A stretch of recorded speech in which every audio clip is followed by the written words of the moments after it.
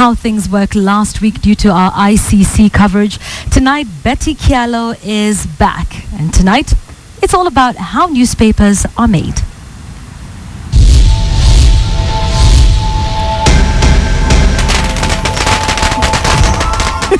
It was right there.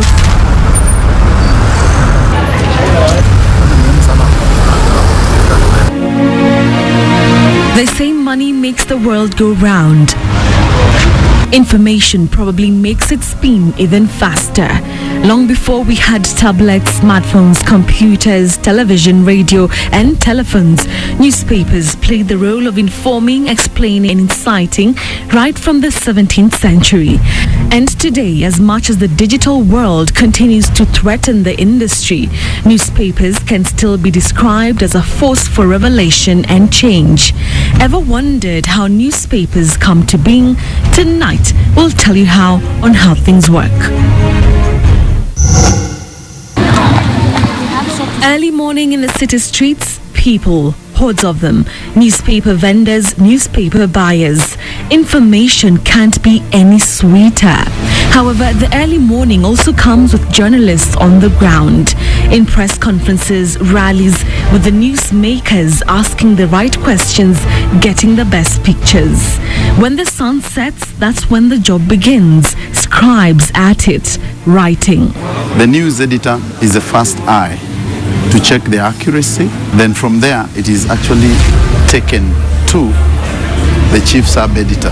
The chief sub-editor now looks at the news and distributes it among a group of people we call the sub-editors. The sub-editors are the people now who edit the news and package them to the pages, and then the photographic editor also provides the images to go with those the stories. The graphics team comes in next. Their work is to make the content of the newspaper appealing and easily understandable. That's where graphics come in to instill the discipline of style, where you'll have colors. You determine the amount of colors you want to use on a page. You determine the kind of images you want to use to balance the text vis-a-vis the images, so that a page is exciting for the reader to go through it. The final product that leaves the editorial department for the printing press is a PDF file of each page of the newspaper. Newspaper print production takes place in three major phases. The first is pre-press production, where the PDF document is printed onto a plate. The second stage is the press, where the actual printing of the newspaper is done. The last is the post-press, where the papers are dispatched to different parts of the country. As you can be able to see, this it's a digital file, but the final product is a newspaper. So what happens? We have to make this in a format whereby it has to be able to come out as a newspaper. The PDF files are paired in numbers. As you can see, for instance, the first page is paired with the last page, and so on. It is after this that the process begins getting exciting. So once it sets a signal that there's a ready job to be imaged, the plate is loaded to the printing device. Sends the plate here. So what you're seeing here, we have a drum to load the plate. We have a recording head. So the job which has been done there, which is ready to be imaged, is transferred to the recording in form of dots. At this stage, something familiar is printed on the plate, but it is not 100% visible. For the content of the plate to be visible, the plate goes through processing where a chemical is used to remove the color of the coating on the plate, leaving the newspaper image on it. After a minute or so, you have something close to what you know as the newspaper.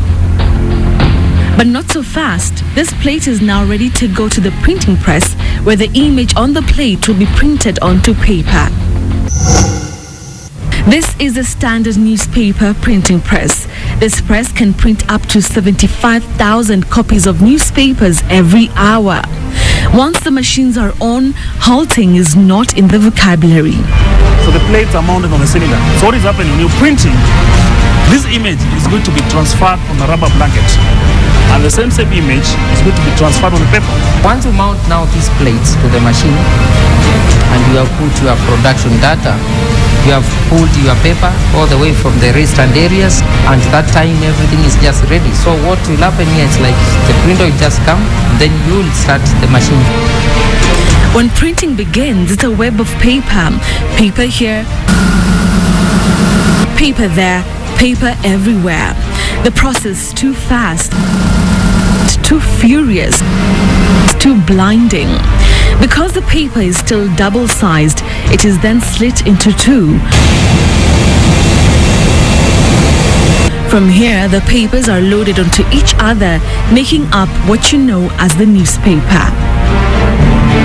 When approved, it's all systems go. The printing press begins running on full speed. The papers begin rolling out in crazy numbers for up to 4 hours straight most of the times. The final process is the dispatch. The papers are counted and packed to head to their destinations around the country. Outside the premises, vans are waiting. It is about 11 p.m. Some of the drivers are set to go to distant areas like Malindi to deliver the newspapers latest by 6 a.m.